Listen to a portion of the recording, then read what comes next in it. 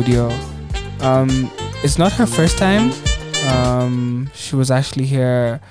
How I discovered her actually was from Nairobi Sonic. So she was actually here for the Nairobi Sonic show.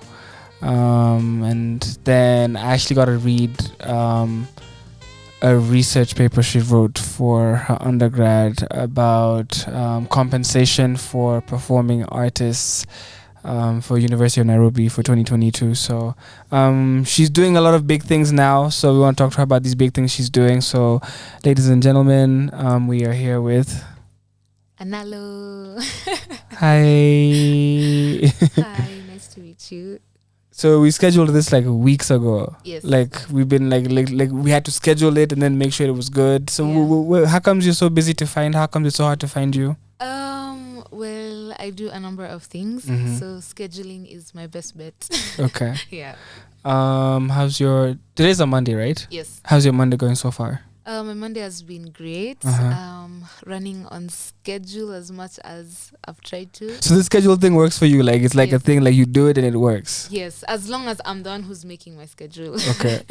Yeah. I'm talking about managers, GPA, Okay. Yeah. So I guess we just listened to your music from 2019. So we know you make music, but I guess you do a lot of different things. I guess how would you describe yourself? Well, I'm a musician primarily. That's like the foundation of everything that I do. Definitely a saxophonist, and I'm an entertainment lawyer as well. Okay. So that's like the grand scheme of things. What is it like being an entertainment lawyer?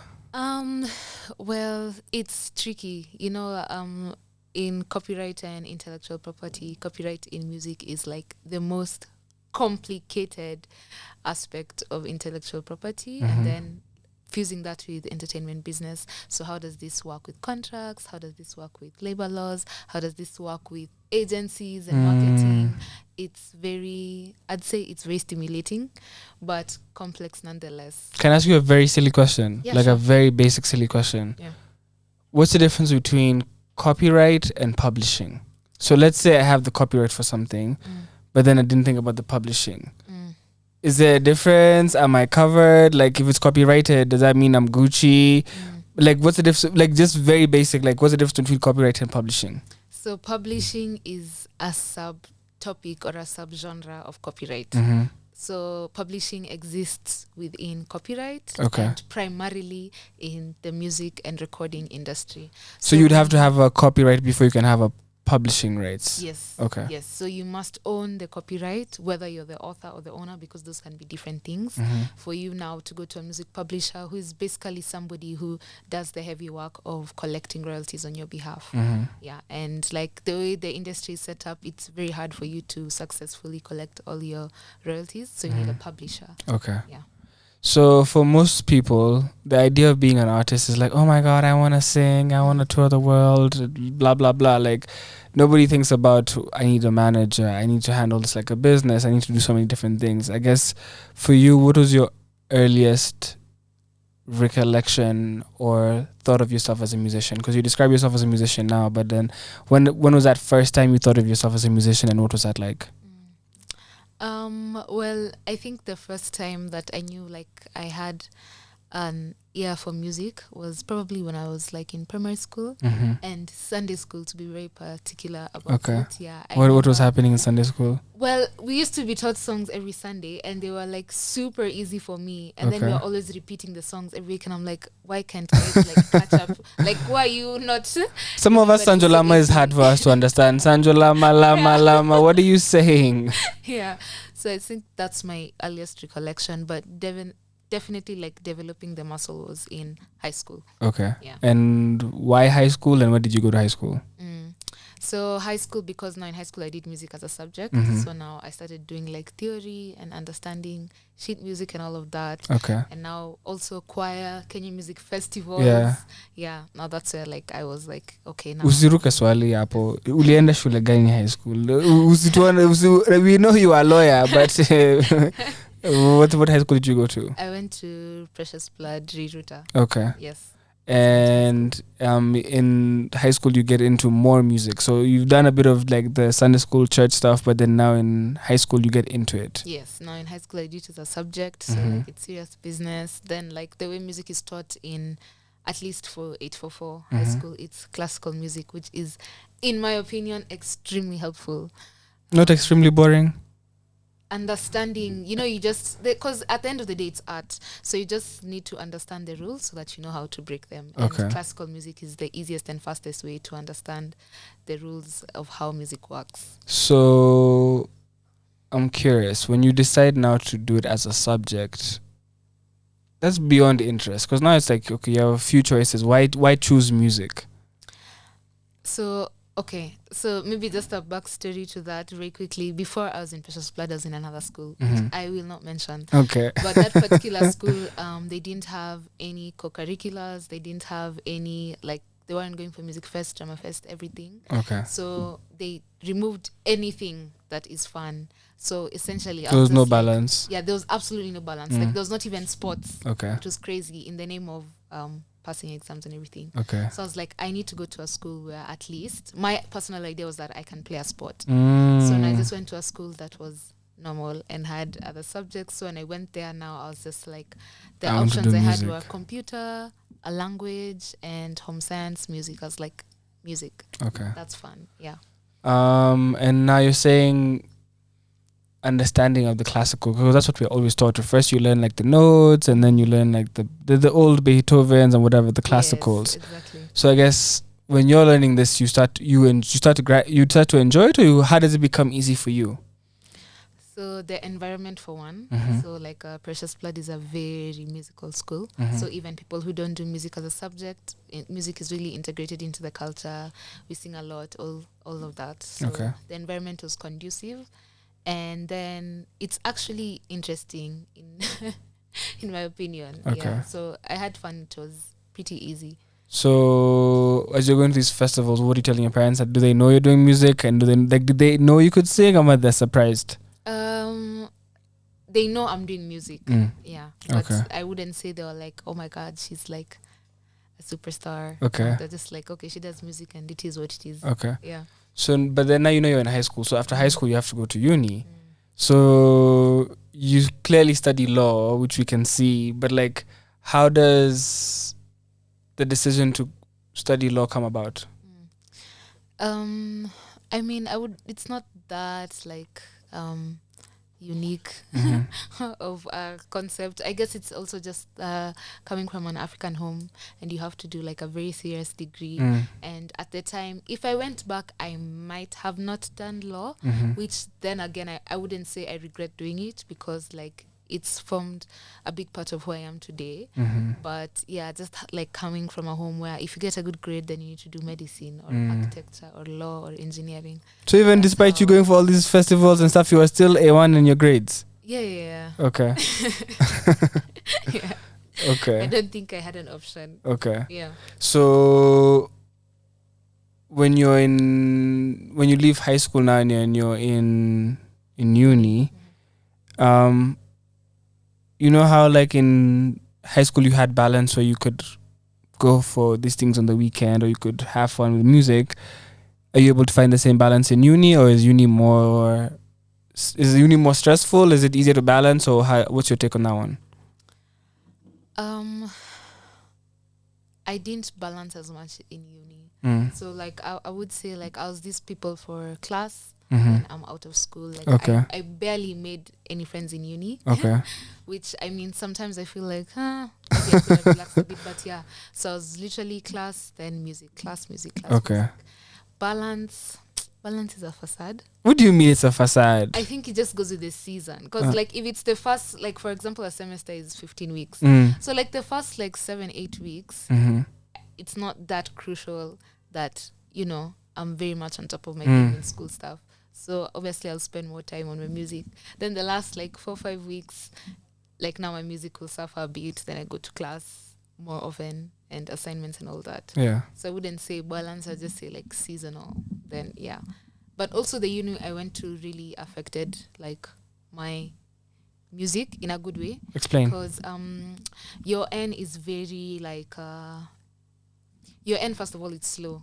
So like a 4-year degree, you're going to do it like 5 years. Shout out Mandamano. You guys have your own Mandamano. Yeah, very serious ones, by the way. And like if you don't toe the line, you can get in trouble. So I'd say like we had also very many long holidays in between. So if I went to maybe a school that was more stricter with timelines, like maybe KU or Strathmore, like it would have been a bit harder to balance. So with now, we say you're doing school and music. What does music look like at this point? Because we've talked about like the church music. We've talked about, but like when you say you're doing music, are you in a band? What are you doing when you say you're doing music when you're in uni? Yeah. So well, live music is my forte. In like all the aspects of music. So at this time now, I'm starting to play for bands. So you're gigging? Yes, I'm gigging. As a band member, then also doing like some saxophone gigs, just still trying to find my sound. And at this point I thought, or I felt then, that what I wanted to do is to be just a gigging musician. Like I hadn't decided like I want to be an artist. Per se, yeah. And the entertainment law thing is in your mind, or you're doing law to do law? Like, were you doing law to do law, or are you also now trying to find out how to merge it with your other world? I'm doing law to finish a degree so that I'm not a Form 4 leaver. Okay. Yeah. And with now gigging, what are you seeing out there that you like that's new to you? Like I'm sure it's a whole new world, Well, the goodness about gigging, which is a bit different from the recording industry, is that gigging really favors people who have mastered their craft. Okay. So like if you're really good at your instrument, really good at your voice, you're likely to get more gigs. The inverse is true. The recording industry, a completely different thing. Explain. So I feel the recording industry is not really about the music itself. It's about what? It's business. Okay. Yeah, it's business. Okay. So the best way I can explain it, without sounding like too harsh, there's these shops that you'll find in a mall, and then you're like, they are posing to sell clothes, but like they don't have any clients, and then the dresses are 20K. It's called wash. Yeah. So I wouldn't say it's wash, but I'd say the thing that is being placed in the store is music. Okay. But there's so many other things being sold. Okay. Not wash, but like I'd say like it's not as merit based. So for example, and I guess this is an interesting thing, because you'll see like some people might not be as popular in the mainstream, but they gig a lot, and they're able to get income, be able to pay rent, bills, more than the person who's probably mainstream and has the YouTube streams and people who know you, but then you don't have. You get like those 100K gigs once a month, So like a gig guy is guaranteed in a week he'll get his 15K, 20K if it's bad, So I feel like the gig economy is more favorable, and that's what you wrote about in terms of like compensation for like, especially like with COVID, because even in the gig economy, in COVID, DJs were DJing on Facebook and getting cash sent to them. The government tried to fake it and tried to replicate it. It didn't work, but like gig, there's more people who probably even are affected by the gig economy versus even like the record industry, because there's not really, there's no artigas, how even radio won't pay you for playing your song kind of thing, that like royalties is a far beyond. I feel like even now it's leading me to a question, but like according to you, there's so many things we have to fix. What do you think is like most important between like royalty, copyright, piracy? There's so many. I guess what do you think is the biggest issues we have? I mean, my stance will forever be that first of all we need to classify musicians and performing artists as like what part of the economy do they occupy? So are they employees? Are they independent contractors? And if we decide on which category they fall in, now how will we pay them? Okay. After that, now I think with that clarification, now we can start. But if they are permanent employees, the permanent employees of who? Yeah, exactly. and that's like those are the questions. Yeah. Like, are they, if they gig at the same place for 3 months, now do they move from probation to permanent employees, and like what are the terms? Because also, if you're a permanent employee, it means that you'll have employee benefits, and if you're an independent contractor, that's not the same. And there are venues which are paying licenses every year religiously to bring in musicians. So yeah, I'd say that's like the first thing you can do.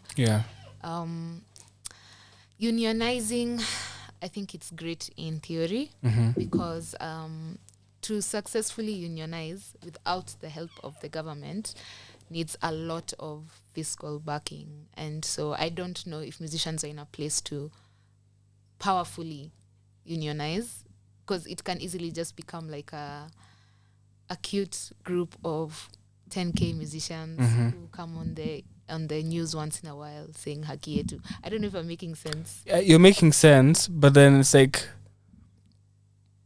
we have stuff like Camp and Prisk and MCSK and Kekobo and God knows what. But then are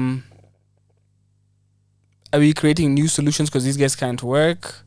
Or why are we creating new?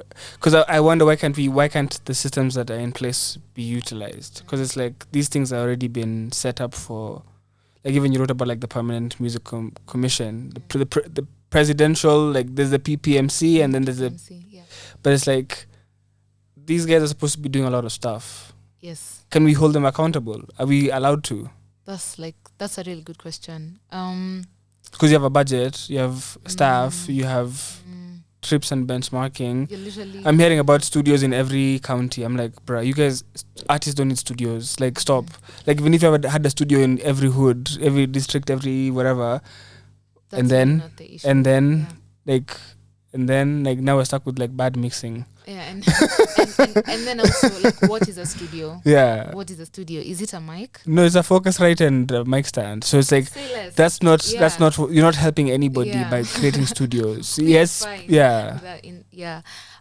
Well, for starters, there's no reason to have MCSK, Prisk, and Camp in all other countries because they are just CMOs or PROs. So their work is to collect royalties allegedly. That could all be one person, one agency. Yeah, exactly, one agency. So they could collapse into each other. That being said, a union has to exist independent of that because these ones are more like commissions. Okay. So yes, they are independent of the government, but the government facilitates them, and that's what you're saying. They're in the budget and the treasury. So a union needs to exist independent of that, but it's hard because so if you think about it, like doctors and how like they strike, medical workers, medical workers, teachers, or everything, like the compensation part is essential for them to unionize. So if they have a consistent way of being paid, or they know they're going to be paid this much for everything, then that provides them security to start now unionizing and fighting for their rights. And that's why I feel like the whole remuneration conversation is very important. It makes a lot of sense now. Yeah. Because you need to be able to have your stake at the table, but then exactly. You need to, are we important enough to the government? But you see now, it's like you see, if, for example, you know how, and it's not even as much anymore when you would say like there's labels and then the label you're signed to a label, so now the label should be giving you, but the labels here are not even labels. Like I can't even say we have a label. But I guess I have two very, very serious questions for you. Okay. When did you pick up the saxophone? Like, when does it happen? Or you're like, okay, saxophone, me, it's a thing. And then you're doing school and you're doing music. When do you decide? Yeah. So for saxophone, I started in high school in Form 3. The reason why I started playing saxophone is because I needed an instrument for KCSE. Because you chose a subject. Yeah, look at exactly. You fucked yourself. Yeah. So that was like, and I was just like, okay, I mean, there's piano, there's this and this, and the saxophone looked pretty cool. So that's what I started with. The benefit of that, which I'm so thankful to God to up to today, is that because I was doing it now the next year, November for KCSE, I had no choice but to get really good at it in a short period of time. So it's really up on my practice. So you learned now, when you get the instrument, do you have an instructor who can teach you to learn the instrument? Are you YouTube learning? How are you learning? So because I had started music in Form 1, I had an understanding of music theory. So like scales and everything. Like tunajuanga tu hizo matatu hizo za kutatu hizo maclef hata tujuangi nini tunafanyanga kama tatu tu but zinaweza tu bado kama tattoo. So yeah, we had instructors, but being a music student, it was easy to learn because I had a background in theory. Okay. Yeah. And then now, did you like this is an instrument you wanted or the one that was available? It was the one. It was a few of the ones I was exposed to. Okay. Yeah, and then now I chose among it. And did you know anybody who could play the saxophone when you were choosing it? You're like, okay. Yeah, so we used to like do a lot of music with Nairobi School, Starehe, Lenana. And so the mademo nananga mafunky? Sana. Okay. That was half of the reason of doing music. Yeah. So that you can leave school. Yeah. Yeah. Okay. So we were exposed to instruments at that time. Okay. So even in high school, we did music with like guys from Hornsphere. Nice. Tulianza kucheza hiyo Okay, time. okay. And it's so funny because that time we thought we were really good. Tulikuwa chini. But the vibes were up. The vibes is all that matters. Yeah, exactly. So now when do you decide, okay, I want to do music seriously for real? That's interesting because I think I'm still deciding. I decide. I think because I just like entered music like in the scene just because I liked music, like, you know, like for a very long time I wasn't thinking about where I'm going and what is the next 5 years trajectory. I was just like, I really love it and I love jazz and I love learning my instrument.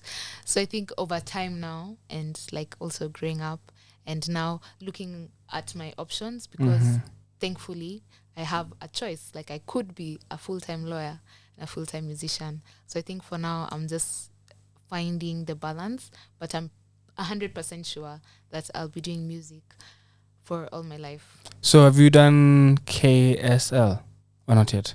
So yeah, is it a thing? I haven't done it. Okay. Yeah. So, but do you plan on doing it, or that's like in the works, or I don't know yet? I don't know. Okay. But I don't think so. Okay. Yeah. With going to the studio, at what point do you go to the studio for the first time? Because we have music from you, but it's scattered, so it's not like all new. There's a bit of old, a bit of new. I guess when you first go to studio, and what drives you to do that? So I guess also like as a musician and as you grow and you learn like a lot of repertoire and everything, there's a barrier of understanding yourself better as a musician that makes you like you have to compose to grow like another aspect of your musicianship. So around 2019 is when I decided that I need to start composing my own work. Like I can't just be doing other people's music and everything. And like composing is really good because it shows you your weaknesses and your strengths. So I first went to studio in 2019 and I recorded with a friend. Okay. Really big producer now, is called Hendrik Sam. Okay. Yeah. And what was that like? Because now you're doing it for the first time. Is it just the two of you, or what's that like? Yeah, so like for my first like few records, it was just the two of us. So like I write the song and arrange it, then we come and work on it together. Because we are both jazz musicians, like it's super easy and it was fun. So, and it was pretty exciting. I would say, however, like recording is harder than playing live. Why? Because there's an element of flawlessness or perfection that's in the recorded version. Recording, yeah. You actually kind of have to get it right. Kinda? Yeah. And now, when you're now starting to release this music, are you gigging at the same time, and are you trying out? How do you start performing your own music now that you like? How do you get to start performing your own music as you're gigging? So yeah, also I think 2018. We started an event called the Music Box with some friends. So we used to do the gigs at KNT up until 2020 was our last show. Okay. And after COVID, life and everything happened. But yeah, so we used to like arrange our music there with live band and everything. So for 2018, 19, and 2020 up to March, because we did our last show in February of 2020, that's how we were practicing our live performance. Then after that, I took a break because school was kicking my butt. Then, end of 2021 and now like the whole of 2022 is when I started getting into the scene. Okay. Nairobi, live performance scene. So, I heard you on Nairobi Sonic, and then I think I saw you live at Social House, and then I also I saw some new music coming, and new music is great, but new music with, I guess, looks like, I don't know, Soul Generation. So I guess I was curious, what is going on? What's going on? This is Mambo Mechemuka. Like this is Soul Generation Records, you know. So I guess how has life found you here, and what is it looking like? What's the plan? Because you dropped Stay That Way, which is the intro, and for a second we thought it was a project. Like, yes, and it's like, no, it's a single. It's a single. But the project is coming out like a few days from now. Nice. Yeah. So tell us about the project and Soulgen. So and the cover is so beautiful. Thank you. Yeah. Thank you. So I have so my music now is being distributed by Soul Generation Records. Then I also have a publishing contract with Soul Generation Publishing. Yes. So those are two different things, like distribution. As I was asking you, publishing, Nedo, you're telling me I don't know copyright. Nice, like kizungu mingi. So if copyright is the mom, then the children are distribution, publishing, and there's also something here with the 1 RPM, or that's some other stuff. So it's like sub licensing. So like they've gotten a license to distribute the music of Soul Generation Records. So that's everyone now who's in Soul Generation Records. Okay, that makes sense. Then like they have an MOU. Okay. Yeah. So how do you find yourself in this mix? And is it exciting? How does it feel? Tell us about it. How do I find myself in this mix? Well, first of all, we've been doing the contractual negotiations for about a year. Wow. Yeah. So patience. Yes. Patience. Yes. And now as a lawyer, like, I can really say like don't rush. Okay. Don't rush. It's worth it to like take your time and get the stuff done right. Yeah. Okay. 6 months, I think that's like very rushed. Okay. Fast, but like fast in a good way. Okay. Like it's speedy but in a good way. But shorter than that, you may be rushing into something that you're not sure about. So they're pretty like easy people to work with. You know. I finished this project in November of 2022. Nice. So we're gonna get some Hendrix on there. Maybe not. We will get So Fresh. Okay. Yes. So Fresh is on the beat. So Fresh has done a lot of things up in there. Okay. It's also amazing. I was just also like trying out different sounds, different producers. Exactly. Yeah. So that's how so now I pitched my project to them. So it was done? So the project was done? Yeah. And then you say, okay, what do I do with this project? Yes, exactly. So obviously you can't do like the DistroKid way, but I mean I have experience with that. And been there, done that. Exactly. Yeah. So I was just like, I also feel like the project is super good. So good things take time. So True. I pitched to them the project. They're like, yeah, we really want to distribute this one for you. I'm curious, as you're pitching your project and how do you describe the sound of the music, and then how do you describe yourself to like an industry exec who's like, okay, why should we invest in you? Because it's investing in you, I guess. Exactly, yeah. Because artists don't talk about like having to pitch themselves like that, but that's what it takes to get these brand deals, whether it's a brand deal with whatever. It's like you do have to pitch yourself. So explain pitching yourself, but then also what does this sound like? Because like from your old stuff, we can't tell. We see you with a saxophone, but we don't know if you're going to be singing for us, playing. So I guess how do you pitch the sound? Yeah, that's a good point. Because I guess also it's a record label, so it's like commercial music pop music. Yeah. Like that's the idea. Exactly. So it's yeah. like, where do you fit into this? Exactly, yeah.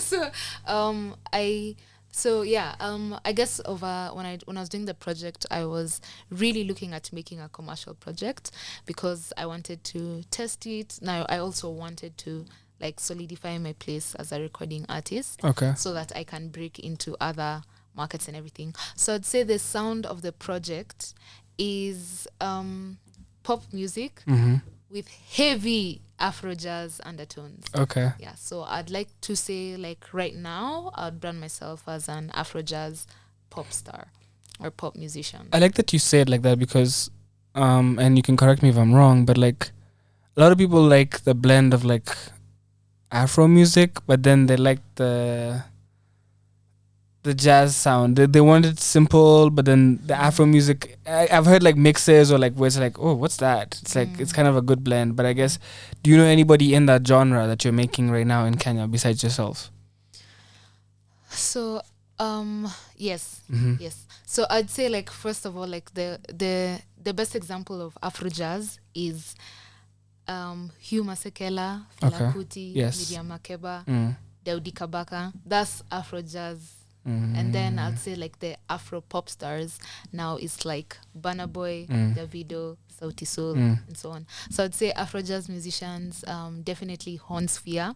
Those are, because you see also then it's also a thing of generation. Like we are Gen Zs, so we obviously love pop music, and if we're being authentically ourselves, we're gonna make pop tunes. So I'd say Hornsphere, I'd say Nairobi Horns, Lisa Odwar does her music has a lot of jazz undertones. Yes, Nairobi Horns is heavy too. Yeah, Nairobi Horns is like now pure Afro jazz, and I'd say then me as well.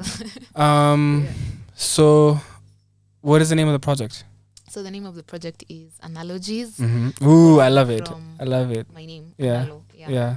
So there are different analogies of my art and my artistry. Okay. Yeah. How many tunes? There are 6. 6 tunes. Yes.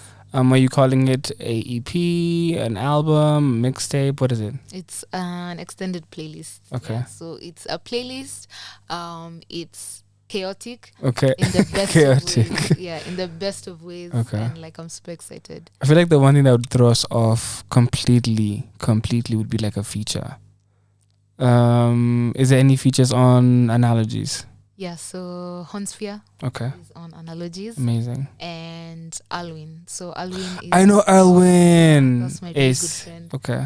Yeah, so different tracks. Those are the 2 features. Okay. His covers are so weird sometimes. Like his album covers are so like, what is this?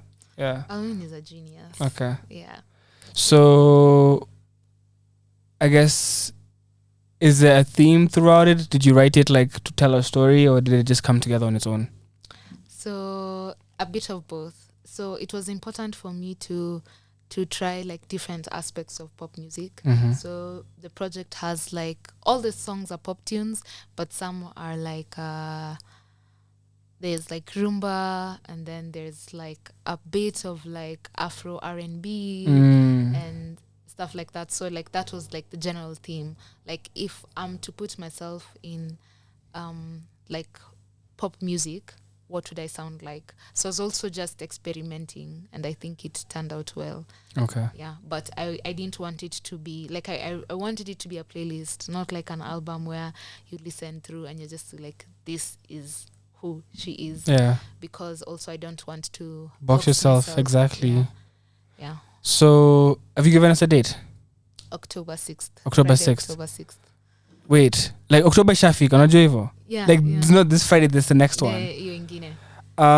I guess a bit of a real question, and I don't know if it's even a real question in my head, but like maybe it's not even a situation for you.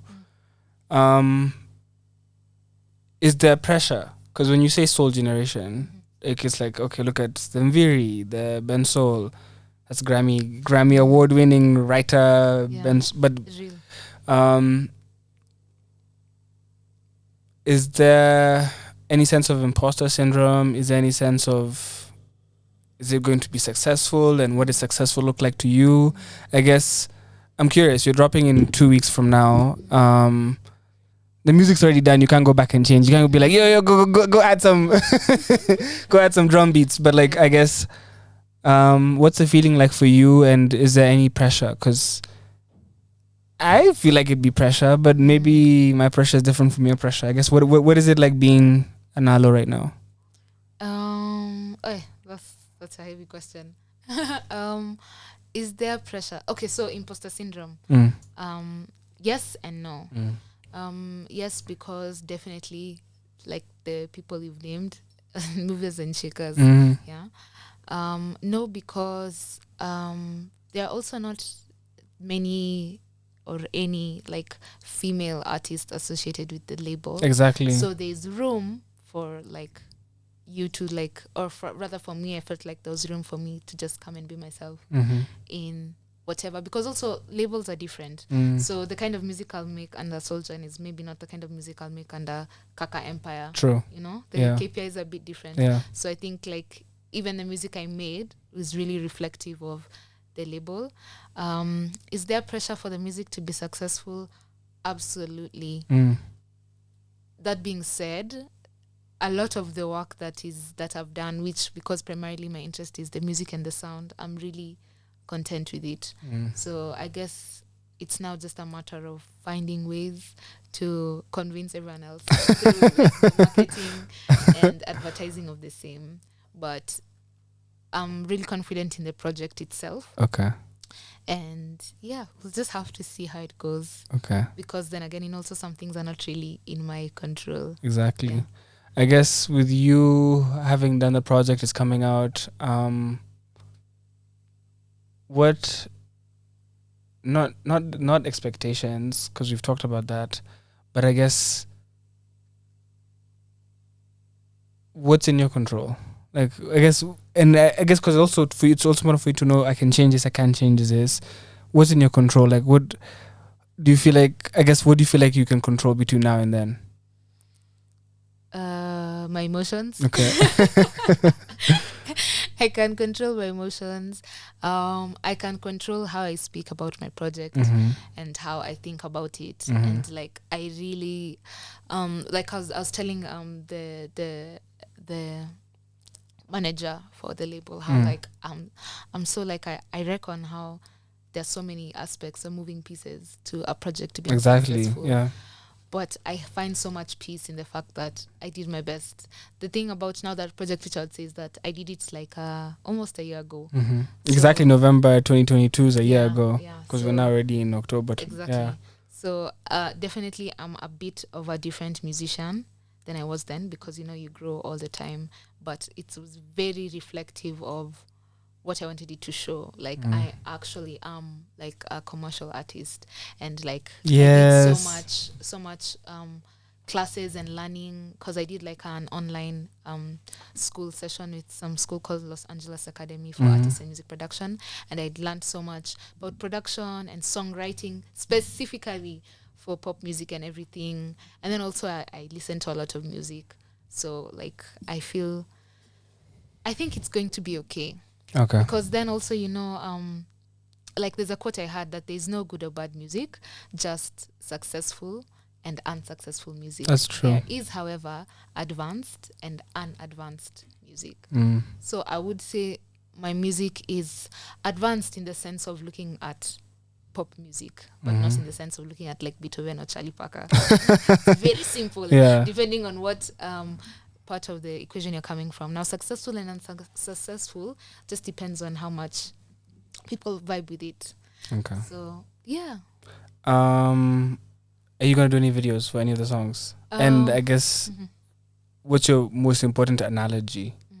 Because we're calling it Analogies, but I guess do you have any plans for videos? And like, is there a most important analogy? Song or analogy on the project? Yeah. I would say yes. The most important song is the song that features Hornsphere, because now it's pop, Afro jazz, kabisa. Okay. It has like some rumba elements and stuff of that. And so I'd say that one is the most important. As for videos, not at the moment, but there are some people who are trying to sweet talk for that particular song. Okay. Yeah, so a Kingia box, it's all things go. So there's an interesting thing we've kind of skipped over for like a huge part of the interview, and I kind of want to go back for a second because I'm curious what they think. Because I guess in little bits and pieces we've talked about family and talked about like, hey, here's a degree, leave me alone. I guess you're a lawyer, you graduated, you're a successful musician in your own right. What's, I guess, how does your family view you, all grown up now? So my family is very practical and very like strict. That's the best way I can use, and they believe in systems and structure and everything. So for them, something I've really come to appreciate about my parents is that they're really good listeners. So they're the type of people who, like, I guess for music, like, they haven't seen someone do really well. Exactly. So it's not even personal. They just want prove it to us. Yeah. And your parents, obviously, at the end of the day, they just want the best for you. That's so true. So I'd say they really do try, but I can definitely see the worry, you know. So for them, I also know it gives them peace that if everything was to go wrong, I still have a degree. The education. Yeah. But what they don't, I feel like they don't appreciate enough is that the fact that they literally came from very impoverished homes, both of them respectively, and they made it just because they are super hardworking, you know? Yeah. So they have shown me that if I work hard, I'll probably be okay, you know? And yeah, so that's how I look at it. They try, okay. but they actually inspire me to do music more. Really? Yeah, because they are just like hardworking people, and that's how it's worked out for them. Okay. Yeah. When you make a song or you write a song, you've been in this program, you've done different things, I guess. Who do you ask to listen? Like, whose advice do you seek out for? Like, hey, I have this new song, what do you think? Like, I'm sure you've recorded more than 6 songs. Yeah. So how did you filter this to become what it is that we're gonna get? Like, who's your safe space, or who do you trust, or who do you listen to when it comes to your music? So my best friend, she's also a musician. Her name is Mariaga Kenya. She's a master's student in jazz studies at UCT. Okay. So she's a better musician than me. Like, she's what do you amazing. mean? She's amazing. So I do ask her. Okay. Then definitely the engineer I'm going to work with. So I try as much as possible not to use the same engineer as the producer. Okay. Because, you know, if you're part of the creative process, then you can be a bit emotional about it. So I'd say the engineers that I've worked with, I'll send it to them and ask them, what do you think? Is it good? Because they also do like a lot of commercial music. Okay. Yeah. Plans for marketing the project? What's the plan? So at the moment, I'm a lucky girl. So the label is figuring out the schedule for me. So yeah, I actually had a meeting with them today. Then like now the next days are going to be very busy. hectic. Yeah. Okay. Yeah. I'm very proud of you. Thank you. For the growth you've experienced, and like that things are aligning for you. So I guess I'd love for you to, one, manifest, but also two, speak into existence. Whether you can choose to manifest or you can choose to speak into existence, but I guess you're creating a sound that is very different from what we're used to, and it's also important for us to have difference. Like, we can't all have the same sound or the same genre, and I feel like it's amazing for us to have like Afro jazz from right here at home, and the fact that you guys are making it's relatable, and that it's not just, I guess, an underground thing or a gig thing where it's like it's even the mainstream is giving you guys the flowers that you guys deserve. Like, I can't wait to hear the project. I'm curious as to what the chaos will sound like. But I'm enjoying watching the journey and seeing where it's going for you. But I guess only you know what it's looking like for you. and what it's been like. But I guess, what do you want to speak into existence or manifest as we end the show? That's a beautiful question. I think what I'd speak into existence is that for the project to be successful, that means, first of all, I hope that everyone who has a listen really feels inspired by it and that it will meet you where you're at. Because also the themes are very personal, not very like happy-go-lucky songwriting, meaningful. At least I'd like to think it's meaningful. So I'd speak a successful project. I hope it touches everyone, and I hope that through my art journey, because I also try to be very, very transparent with it, that other people can be inspired that it can also work out for you. Okay. Yeah. Clearly you live in a different world from us, so I want you to put us on some music that we don't know about, but it has to be Kenyan. I've already seen Mariah Kenye. You featured on a couple of records with her. But I guess I'm curious. Put us onto some music we've never heard before. So have you heard Jeff Logan's album? Yes. Yeah. So I did actually a feature on You were that featured, album. yeah. Sakata Rumba. That's a really great song. Other Kenyan artists, I feel like you know everyone. But surprise us with someone we might not know. Do you know Samutuku? No, tell us. Yeah, so Samutuku is a really super good musician. He's a saxophonist, and yeah, he has a couple of records out. Okay. Yeah. So will you be performing anywhere? Where can people see you performing? How can they find you on social media? Is there a pre-save link out or not yet? Just let them know where they can keep up with you, find the album, get to see you, all that good stuff. Yeah, so I'm on all socials, all of them. Unfortunately or fortunately, I'm an addict. So all my social medias, Analo Kanga. That's Instagram, Facebook, Twitter, TikTok, Threads, everything, Analo Kanga. For the project will be out next week on Friday. Okay. That's Friday, October 6th. But in the meantime, they can listen to the intro, which is just Stay that way. Yeah, an introduction to the project. And as for shows and everything, I'll keep them posted. Okay. Yes. Who would you like to work with? That's not on the project. They can be in Soldier if you want, but then that you haven't worked with yet. Who would you like to work with? That's not going to be on the project. Like, I mean, it can't be Whitney Houston, she's dead. But like, who do you want to work with? Kenya and beyond.